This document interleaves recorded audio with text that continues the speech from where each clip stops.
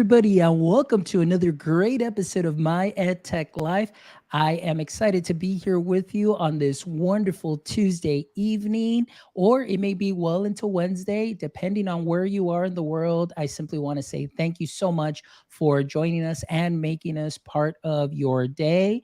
And as always, from the bottom of my heart, thank you so much for all the likes, shares, the follows, the comments, just the connection, the journey. As you know, we're celebrating our 200th episode a couple of weeks ago. Now we're at episode 202, and we're just continuing on bringing you some amazing conversations with amazing guests. And as you know, my job here and my purpose and my mission is to simply connect educators and creators one show at a time. And I am excited for today's show. Today we have an amazing guest with some amazing experience in the topic that we're going to be talking about this evening. And that topic is going to be envisioning and shaping tomorrow's world. And we'll be talking about generative AI. We're going to be talking a little bit about metaverse and just things to consider as far as the future of education and the future of work. So I would love to welcome to the show tonight Lori Mazor. Lori, how are you this evening? I'm doing great this evening. How are you? I'm doing wonderful. Thank you so much again. I know we talked, pre-chat and just kind of warming up, and it's just been a great conversation in the pre-chat. And again, thank you so much for being a guest on our show, and of course, sharing your experience and your work with our audience. So before we dive in and we get into the heart of the conversation, Lori, just to inform you that everybody that is a guest on my Tech Life, it's I always say I liken them to a superhero because it's somebody that I have seen their work. I admire what they're doing. It's very informative to me, and it has helped me continue my own personal journey or personal learning journey, that is, too, as well. And so, as we know, every superhero has an origin story. So, Lori, I would love for you to give us a little brief introduction. And if you can just delight us with your origin story as far as, your education background and then coming up, and then, of course, being part or diving into the world of generative AI and the metaverse. Yeah, absolutely. Well, my origin story definitely starts with education. My mother is a teacher and a school librarian. And so, we were raised to believe that education is really important. And, I went to college like many people did. I had a wonderful undergraduate experience. I then went on to graduate school. I went into the workforce, and then I went back to school, and I keep going back to school. So I'm definitely someone who believes in lifelong learning. I consider myself kind of halfway through my journey. I turned 50 this year, which I take as a proud milestone, and I'm like shooting to 100. So I don't know, maybe like 2 or 3 more degrees or 100 micro credentials in the rest of my lifetime ahead. Excellent. No, and you know what? It's great that you said that because I can definitely relate to you. I am in the similar situation where, I at first when I fell into teaching, I was like, well, man, this is what I want to do. I love it, and I want to be in the classroom. But then there was an opportunity for growth, and then, pursued a master's degree, and then currently working on a doctorate degree. But between all of that, I'm always on LinkedIn Learning. I'm trying to find other ways and micro credentials. And, it's just the whole process of learning something new is just definitely something that is exciting. So I can definitely relate with you on that for sure. So, Lori, as far as the education experience that you told us a little bit about, I would love to know how it is that you got involved into your current body of work that you're doing. I know I shared your website right now. It's Synthetivity.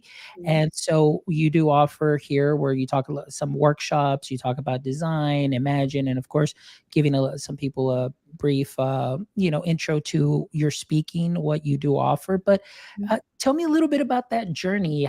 How did you really just find that passion for metaverse, for generative AI? Yeah. So I was trained as an architect, and when you get a design education, it really is like an education about range and being a polymath. When you're designing spaces, you're talking with all different kinds of people and trying to meet their needs through physical space.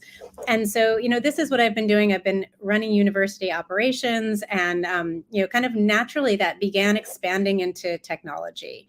And so technology has just become like part and parcel of pretty much everything that we do. So I never had a technology expertise or training. It's just something I kind of picked up and really enjoyed. And I've always considered myself to be a futurist, in part because as we're building buildings, like we're building buildings for 100 years from now. And so, we're always talking to people about how they imagine the future, how they want to get there, and kind of charting a path forward. So this is just kind of my DNA. And, like many people, I went through the pandemic and was really exhausted. I was grateful to have a job, and I was working at the City University of New York at Hunter College and managing building operations and public safety and environmental health and safety, which kind of became right front and center. And when April 2022 came around, I needed a break. And so I kind of took a lesson I learned from faculty, and I was like, you know what? I think I need a sabbatical. It's been a few 7-year cycles here. I think I'm like ready to just take time off and get some perspective.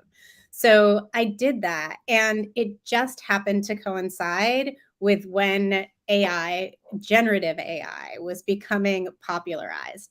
And so I was like playing around. I mean, I honestly had no idea that this was going to be my career. If you asked me a year ago what I was going to be doing, I really thought I was going to be helping universities plan the future of their campuses. And I'm still working on that.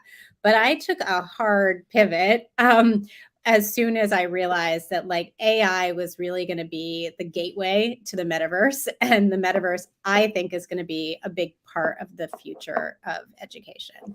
Excellent. So yeah, I literally started playing around with Midjourney, and this turned into a career 9 months later. Wow, that is amazing. So then Midjourney just was kind of like your gateway into, once you started Yeah, experimenting that. yeah. Wow. No, I So was tell going to me. say gateway is a really good. It's a drug. It really is. Like once you're on it, like it's hard to get off.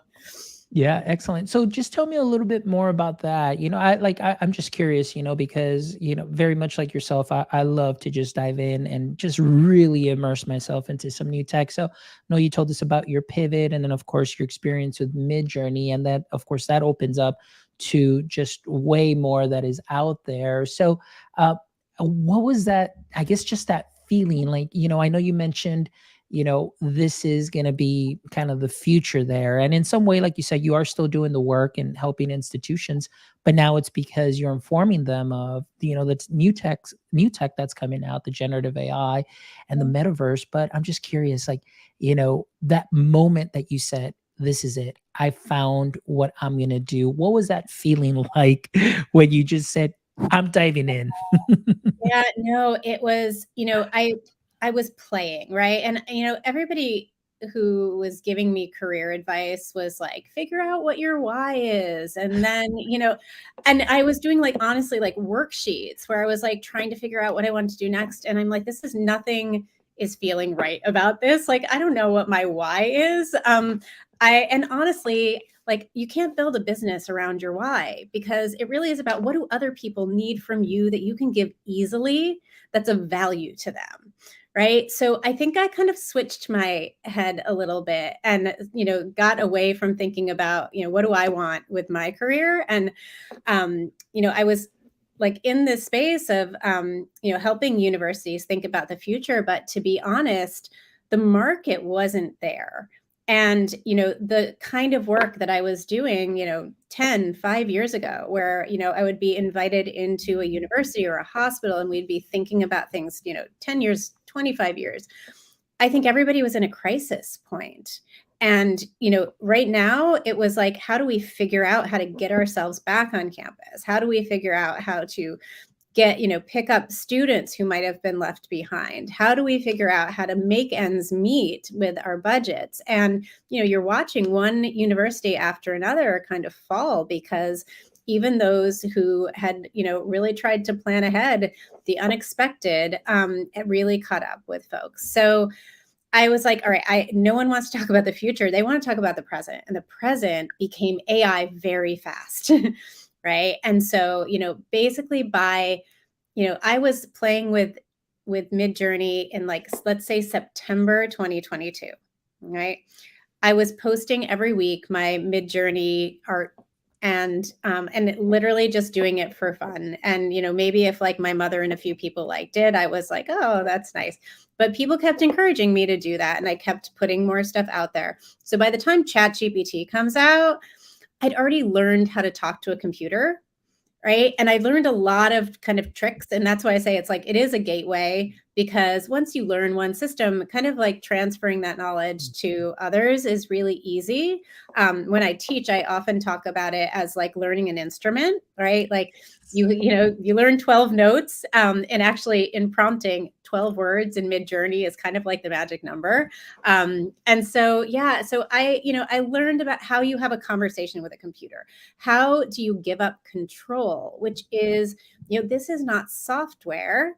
This is a communication system. And so, for people who like to control the outcome, this is not what generative AI does. And in fact, it does the very opposite. It introduces into our lives chaos and cacophony and the unexpected, right? And so how do you harness that and use it for good? So, this is kind of like what got me going. And then really the light bulb moment was when I saw an ad right before the holidays for an instructor for the Ed3 DAO. They wanted someone to teach a boot camp.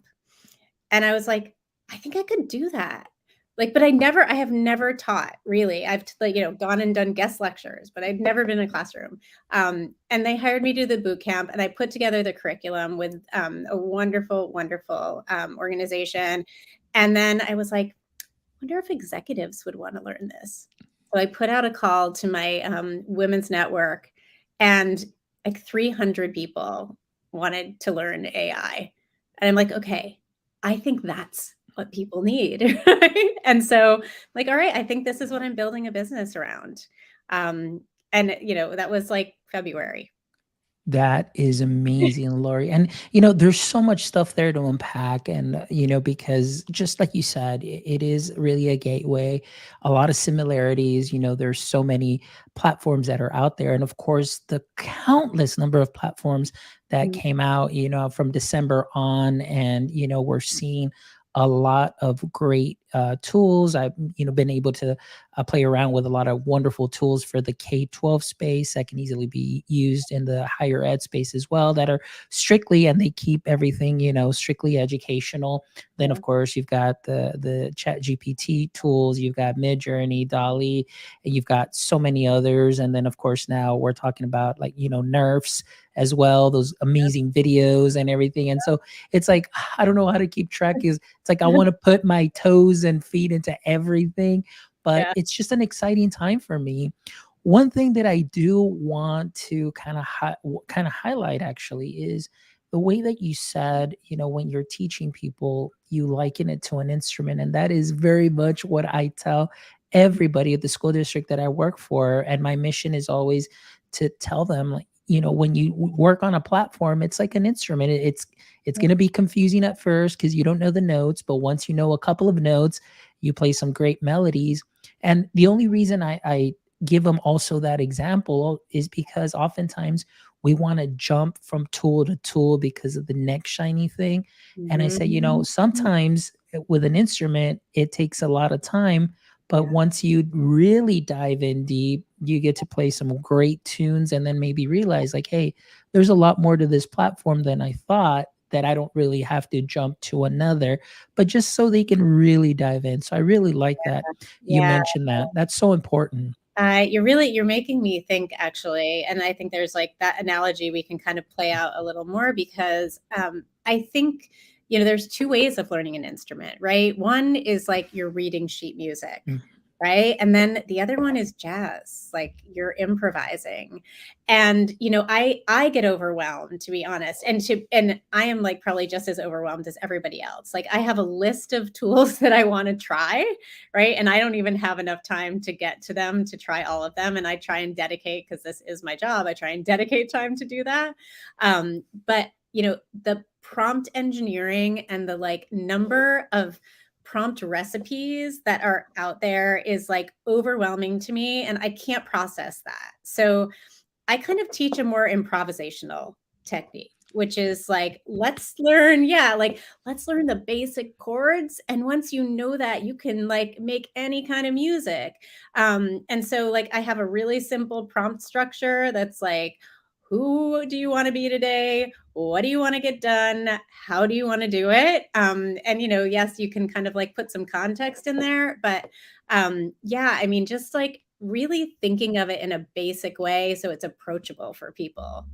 I love it. Yeah, just keeping it simple. You're absolutely right. But I do agree, also just the improvisational part. And, that's one of my things too, being able to play with these tools and seeing how I can use it, obviously, for, my professional work. But not only that, but for this, as far as the podcasting, the social media, and things of that sort, it Yeah. has really helped just relieve so much of my time as far as now I get some of that time back, because of all of these tools. And a lot of times it's just very improvisational because it's like I'm one of those, like, if I'm feeling this today, then this is what I'm going to roll with. Or if I'm feeling this is what I'm going to roll with. And Yep. just having some fun and being excited about it. So that's wonderful. That's love it. Great Yeah. job. So now I want to ask you, with this, you mentioned the DAO, of And course, yeah, and they're amazing. I'm actually part of that group too as well. And of course, the Tech Rabbi and Vreedy and yeah. Michael and Dagan and they're amazing, amazing people. And so, and they're also doing some amazing work. So I want to talk to you just a little bit about that too as well. And along with AI, so how can using AI and the tools that are out there and knowing about the metaverse, how can we use, or how could that help bridge the gap between some of the traditional classroom settings that we have, Yeah. but also the evolving needs for the future of learning and the future of work? Yeah. So I'm going to talk about it in two buckets, because I think that there's one use of the technology, which is really about how can you use it to improve your own life and productivity. And when I mean productivity, I don't mean like how can you eke more out of yourself, but how can you like outsource a part of your brain to something else, so that you can relieve yourself of some of the burdens that you have. And I think it's with everybody. When I just got off a webinar with a group of marketing folks, and I start every day with ChatGPT on one screen and Midjourney on the other. And with ChatGPT, what I do is I start and I say, okay, good morning. I always talk to AI, even though I know it's zeros and ones. I always talk to it like I'm talking to a human, because God forbid one of these days there actually is somebody on the other side of that. I want to always speak with respect. So I'm going to say please and thank you, and I'm always going to say good morning. So good morning. It's 9 a.m. on a Monday, and how am I feeling? Right? I'm excited. I'm nervous. I'm like, right. What is my state of mind? What's on my calendar? And what other stuff do I have to fit into my day?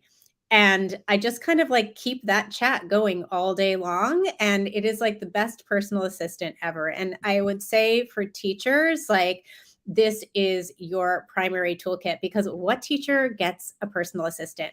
Nobody, right? Like you are there alone in the classroom. Like every once in a while, you'll have some student teacher or like a little bit of support, but pretty much like you're on your own. And I think that to me is such a valuable tool and companion. And I think the second thing in terms of like how do you now deliver to your students is, the classrooms that we are teaching to are so wide, and we want to have people of all different learning abilities and all different ranges and all different learning styles.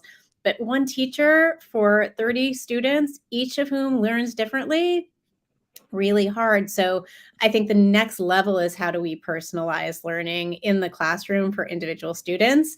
And like there are some really nifty integrations. The like Google Docs and Google Sheets integration of GPT is next level. And you can like literally come up with personalized learning plans for each one of your students on a daily basis with one click.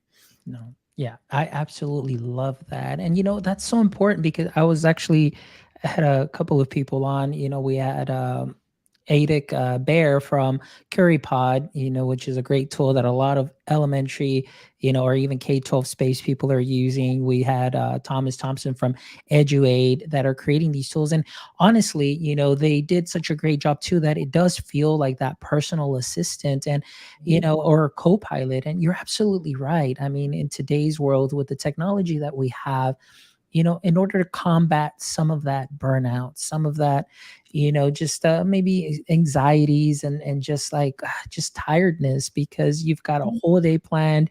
I mean, as a teacher, you have to be on like right away to make it through the day.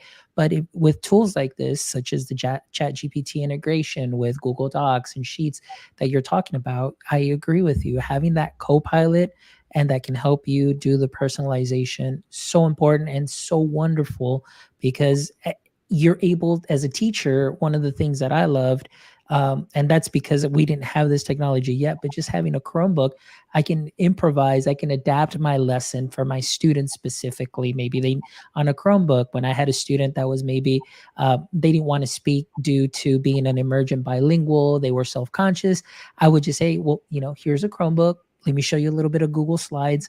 And they were able to speak loudly and clearly through the slide without them having to just feel overwhelmed that they have to go and talk, But now with the tools that we have available, I mean, it just, you're able to, just really, really reach all of your students in some way, shape, or form. And that's the one thing that I love about education. And hoping a lot more districts really do see the advantage of this tech and that it doesn't have to be overwhelming because I know before teachers never thought about it. And for years, they would take the students to the computers. Here you go. The computer creates a little learning pathway for them based on the learning. So the algorithms would say, oh, they need a little bit more support here.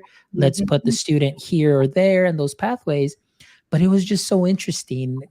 December comes and now that technology is front facing and the Yeah. teachers are seeing that. And it just caused, just a lot of anxiety, a lot of nervousness, a lot of chaos per se. So Yeah. I mean, I think ed tech has been that. And, as I was in higher education implementing new tools, right? And a lot of times people would just stick with the same thing because they didn't want to learn something new, right? Because once you've learned it, like you know exactly where it is. In fact, we redid the website and buttons that people used to recognize in a certain place weren't there anymore. And it's like very disruptive. So I think with this, it's a little different because this isn't software.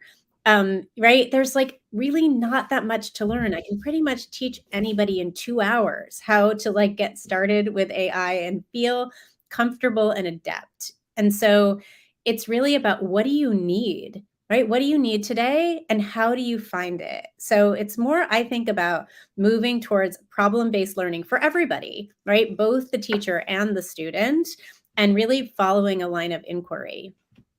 excellent. So now, Lori, with your experience, one of the things that I want to ask you because you do work with higher ed as well, but I think this could be easily relatable, even in the K-12 space. But how do you see the role of technology, changing the landscape, and what are some of the challenges in your experience that maybe you're currently seeing, and what have been maybe some things that you've seen also in your experience being around many institutions of ways that they may be overcoming some of these challenges with the new tech.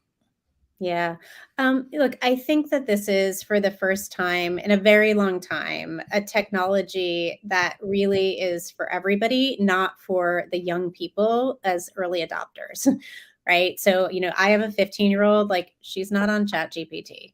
I'm sure maybe there are some people who are, but like, this is a technology that's for us, right? That's for those of us who are seasoned. And so I think that's one of the things I'm seeing is that, we just have a major disruptive technology that's kind of like hitting people at, I'll call it an executive level, like, probably not since Microsoft Word.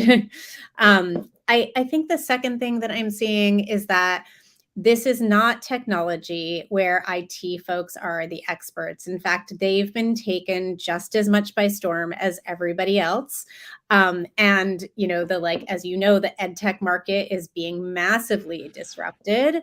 And so I think here what I'm seeing is kind of a return of the humanities, a return of the importance of understanding history, understanding logic, right? I almost think the math proof is like the way we're going to come to understand and assess students in the future, right? Which is it's not just about how you get the answer, it's about how you arrive at the answer and your logic and your structure to getting there. So yeah, I think this is very much a humanities based and kind of communication. These are language tools, and so I think those are the folks that it's going to privilege, and that will be a shift. Excellent. I definitely see that, and like what you're saying. And, it's interesting. One thing that you mentioned is more of the technology director, CTO positions. They're also at this point in time not the experts. Whereas before, one thing that you highlighted was oftentimes we tend to do things the way they've always been done. We're in our comfort zone. And then, of course, when something new comes, it's like, whoa, kind of get out of our comfort zone. But it seemed like because of this technology, everybody started at par. Like, we're all at the same level. Much, I think, like, I have a friend, Josh Tovar, who's a principal. He also said, once, the schools shut down and then everybody kind of came back, it's like, hey, we're kind of like at par now. We're starting all over again. So it Yeah, just all depends on, like you said, what approach do you take? yeah, Obviously we're going to see those challenges, and there are going to be ways to overcome those things. And yeah, of course, with the disruption of technology, we know that new ideas come about and new practices come about, and it's not all bad at all whatsoever. Like, but you yeah. also have to think a little bit about, there are some, things that, may be a risk, but with anything, you have to find ways to kind of mitigate those risks to continue in the learning process. Yeah, well, and I do love analogies. So when you said par, I just kept thinking about the golf handicap, right? And the fact that like players of all different skill levels can play on the same golf course and all have an equal experience. And wouldn't it be wonderful if education were like that, right? If basically we could allow AI to kind of like fill in the gap between where someone's at and where we want them to be. And who cares, right? I mean, this is my perspective. Like, I don't really care who wrote the essay as long as the essay that's produced is awesome. And, I think that that's probably controversial, and I'm probably gonna like make people nervous with that. But I really think that like, right now I call it kind of fantastic banality. Like if you just type in a prompt to GPT chat, you get something that like, is pretty easy to tell that it was written by an AI. But if you actually engage with it in a conversation and you put your own ideas into it and you start to put in your own personal experiences and stories, and you start to craft a narrative back and forth, by the time you get to the end, like, you own it, it's yours, and you can't tell whether that was written by AI or whether that was written by a human. And I love the idea of AI as just like the handicap tool that allows everybody to level up. And I'm just kind of done with this world where we've got one system for people of privilege and we have another system for people who've been disadvantaged. And I think the big mistake we will make with AI is if we allow it to exacerbate those distinctions. No, well said. One of the things that you mentioned too is just the writing process. And obviously we know, a lot of universities, that was the big scare because a lot of their assessment is on writing. And, so this semester, in my doctoral course, really they didn't have a guideline. They just said, look, we read something and we may have some questions. We're, have a meeting and we'll talk. And really, it was just to kind of see, like, was this your idea? Was this just completely just generated, and just submitted? And so then we also have a discussion board. And on that board, all the questions were like, well, what if AI this? What can we change? What can we do? And for myself, just my responses based on my experience, even with my kids, not as a fifth grade teacher without any of this technology, but just with Chromebooks, it's like I never liked to give, just an assessment every Friday. It was more of that project, and that project was your assessment because I can tell and fix any misconceptions. And I can tell if you really did learn based what was on the little rubric. Yeah. But then I can say, oh, I think they just put something together too as well. And like I mentioned to you, the one student that just spoke loudly through her slides, she wasn't able to feel comfortable verbalizing the content. But man, those slides, she demonstrated mastery of that science concept that we were going over, or social studies concept. So I think the idea of maybe even changing the assessment. I know one of the things too that I've been challenging for a while since I even started the doctoral program. I was like, why do we still have to write 160-page dissertations? Like, why can't we do a different way of showing the assessment, presenting your research, perhaps either through a podcast? You're still going to have to do the research. You're Yeah. still going to verbalize your findings. But I was like, could it be a podcast? Could it be, just some kind of just a slide, or just something that just gives the idea of Yeah. what you did, your body of work? And some people say, hey, all right, because the future, I think, of work is really this. It's like if a student can go out and turn on their cell phone, some kind of media, create a video and put it out there, and you're sharing that knowledge, that's really where we're at. Yeah. So Yeah. those are just my thoughts there. That's a very good food for thought. Yeah. So, and then in line with that, I wanted to ask you just to continue maybe in this line, because a lot of what I saw was, and this is again, we barely had Chromebooks. It was the very first time. This was way, way before pandemic. I think it was like 2016 or 17 when we had our first little Chromebook card. And I noticed how it really fostered that creativity, the collaboration, and just the redefinition and modification of their assignments, where they're able to add and layer extra things that they once couldn't, because everything was on paper. Yeah. So what role, I mean, or how do you see also with generative AI and the metaverse being able to do this for all people, K through 12 and higher ed? What are your thoughts? Yeah. I mean, I think my first thought when you said that and when you were talking about Chromebook was really the transition we've made from individual activities to group activities, right? I think that was the major change that Google introduced, was that multiple people can be working on a document simultaneously. And by the time I got to graduate school in business, like that's the world that we were in. And everything you do in business school is in teams, right? So if you like to be an individual contributor, business school is not for you. Like you really have to embrace a collaborative process. And I think that's one of the things that we will start to see more of with AI.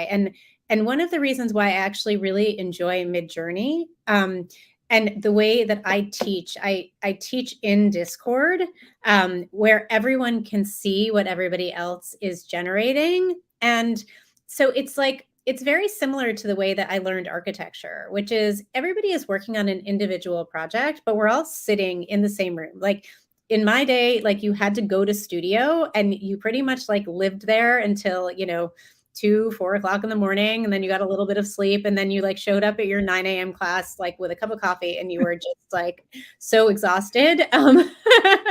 But that was the life. And when you're in studio, like it's so collaborative. Even if you're doing your own work, you're like seeing what everybody else is doing. You're critiquing each other, right? And so it's like being alone together. And I think AI right now is also like that. I'm kind of disappointed that ChatGPT is not as collaborative in that way. It seems to me like a missed moment. I did integrate the GPT bot into my Discord channel so that I could at least like teach it in a group setting. But yeah, I mean, I think that's a cool opportunity. Yeah, absolutely. Wonderful. So, Lori, as we're kind of getting ready to wrap up, I have maybe about two more questions because I definitely just want to ask this last question. And then, of course, I want you to actually share with us, your work, what I'm sorry, I butchered that. I was doing so well before, but sensitivity, that way you can tell us a little bit about that too. But before we get into that, just on some closing thoughts on this, what would be, through the experience that you've had and the countless number of people that you've been able to meet and teach and share your experiences with, maybe what would be some advice that you would give to educators, to administrators, to incorporate AI technology into their institutions, Absolutely. and how can they best prepare for those opportunities? Yeah. So I think like first and foremost, like you mentioned being a superhero, and like I'm like that superhero that shows up and their like outfit is torn and they're constantly like tripping over themselves. And I think that's actually the best kind of superhero to have in the classroom is like we are all learning this together.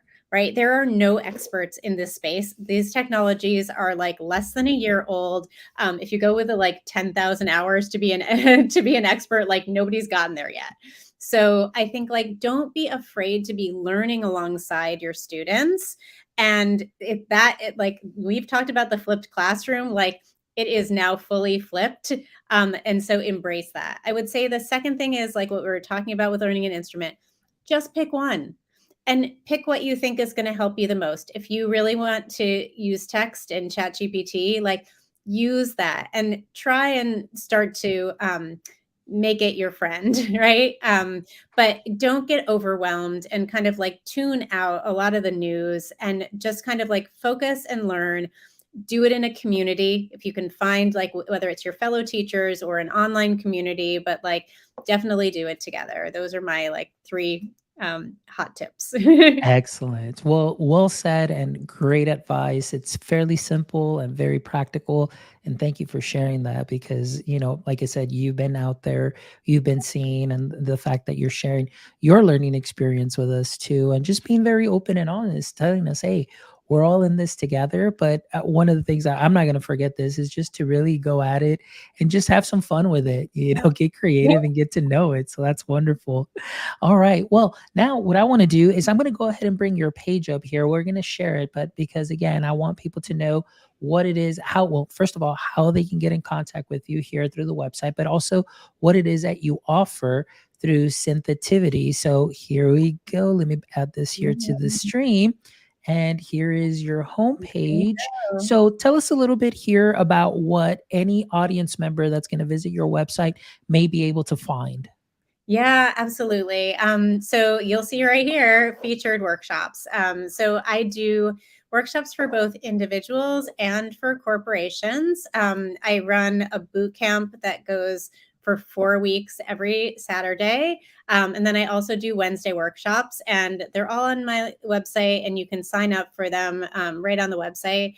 And then I also will do speaking engagements, webinars, 2-hour workshops, 3-hour workshops, like you name it, I deliver it. So I think if you're interested, just find me on LinkedIn or email me. We'll connect and we'll figure out what works for you and for your teams. But I'm just so excited to spread this as wide as possible and reach as many people as I can. Absolutely. And this is definitely going to be in the show notes. So, for all our audience members that are watching live or are going to catch this on the replay, please make sure that you visit the website and you will find all of Lori's contact information there. So, you yourself too can go ahead and see her offerings and, of course, get some more information on those workshops and, just even speaking engagements as well. So I highly recommend. You've heard her here, you've heard her passion, you've heard just her enthusiasm and just really the learning experience that she wants to share with everybody. So make sure you get in contact with her and definitely follow her on LinkedIn. She does share a lot of great stuff and she is definitely involved very heavily in this space. So great person to learn from also as well. So please make sure that you do give her a like, share, and follow as well. All right. Well, Lori, thank you again so much for being an amazing guest. I mean, there's a lot of knowledge nuggets that you definitely shared and just amazing sound bites that I can't wait to edit and put out to continue to share the show and, of course, share your work as well. But before we go, I always love to end the show with the last three questions. And I know I always share those questions with my guests, and they were on the calendar invite. So let's go ahead and get started here. So, question number one, Lori, is in the current state of, and we're going to talk about just education, and K-12 higher ed, in the current state of education, what would you say is your current edu kryptonite? Oh, yeah. So I think I definitely I have a weak spot for bias and intolerance. And so it just like, I don't tolerate it in my own life and I don't tolerate it for everybody else in the world. So yeah, not okay. Any of the isms, like not good for me. Excellent. All right, perfect. Thank you for sharing that. Now, question number two, Lori, is if you could have a billboard with anything on it, what would it be and why? Slash imagine. Okay, excellent. Do you want to elaborate a little bit on that? Well, it's the command that you use in Midjourney when you start a prompt. And I kind of love it because I think what we need right now is our imagination. And I encourage everybody to kind of use imagination as a way of like overcoming trauma and moving us into the next part of our world and our history. I love that. That is very well said. Thank you so much for elaborating on that. That's going to be a really great soundbite. Thank you so much, Laura. And the last question for you now is what is your favorite hobby or pastime outside of your scope of work? Yeah, absolutely. So I do triathlon, and not because I am a good athlete, because I think it's really important with all the work that we do on screens to do something where we connect with our physical body. And so it kind of like pushes me to get outside, enjoy the fresh air, be in community, and keep myself running for the next 50 years. Excellent. Wow, that is wonderful. Have you competed in that? Yes, you could call it competing, though I really just compete for myself, but I show up at races and I finish them and I get medals and that makes me feel good. Awesome. No, but that's wonderful. Great, great. Thank you so much for sharing that, Lori. Again, it's been an honor and a pleasure to have you here as a guest. It's been a great and wonderful conversation. And I know that all our audience members that are going to be checking this out on the replay or checking it out on the podcast are definitely going to benefit from this. And I hope all audience members, please make sure that you do connect with Lori. Make sure that you get on LinkedIn and follow her. Make sure that you visit her website. And of course, all that information will be in the show notes as well. So please make sure that you visit our website at myedtech.life, myedtech.life, where you can check out this amazing episode and the other 201 amazing episodes with amazing educators and creators that you can take some knowledge nuggets from, sprinkle them on to what you are already doing great. And also, if you would love to contribute to our mission here in our podcast of connecting educators and creators, please make sure you stop by our merch store where you can get yourself a nice Maya Tech Life cap, a sweater, a shirt. We know that conference season is around the corner here. We've got summer conference season. Why don't you start preparing for winter as well? And as you know, all of that goes back to our show so we can bring you some amazing conversations like we did tonight. Please make sure also that you follow us on YouTube, follow us on social media at Maya Tech Live. Please make sure that you just give us that like, share, and follow so all the algorithms can be, or the algorithm can go ahead and put our podcast into your feeds. But as always, my friends, don't forget, until next time, stay techie.